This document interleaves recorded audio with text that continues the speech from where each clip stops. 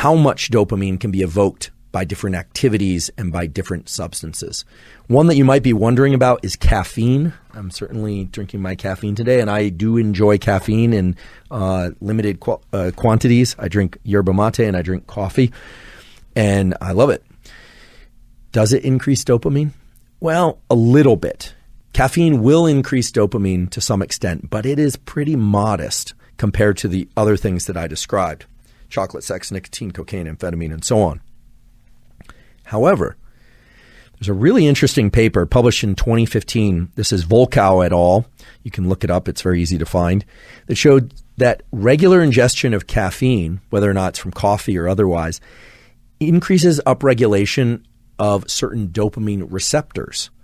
So caffeine actually makes you able to experience more of dopamine's effects. Because as I mentioned before, dopamine is vomited out into the synapse or it's released volumetrically, but then it has to bind someplace and trigger those G protein coupled receptors. And caffeine increases the number, the density of those G protein coupled receptors.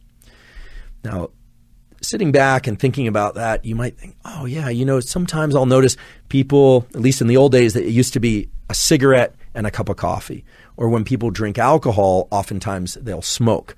And it's well known that different compounds like alcohol and nicotine, or caffeine and nicotine, or certain behaviors and certain drugs can synergize to give bigger dopamine increases.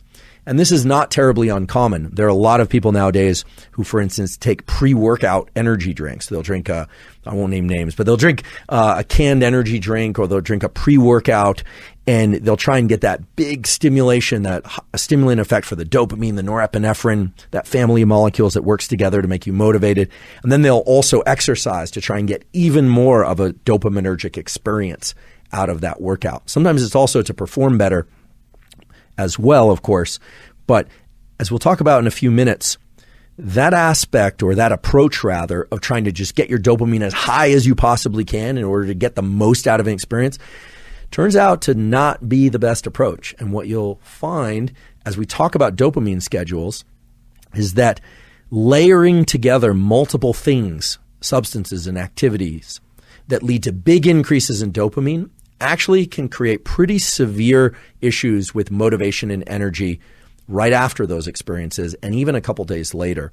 So I'm not saying that people shouldn't take the occasional pre-workout if that's your thing, or drink a cup of coffee or two before working out now and again. Some people really enjoy that. I certainly do that every once in a while. But if you do it too often, what you'll find is that your capacity to release dopamine and your level of motivation and drive and energy overall will take a serious hit.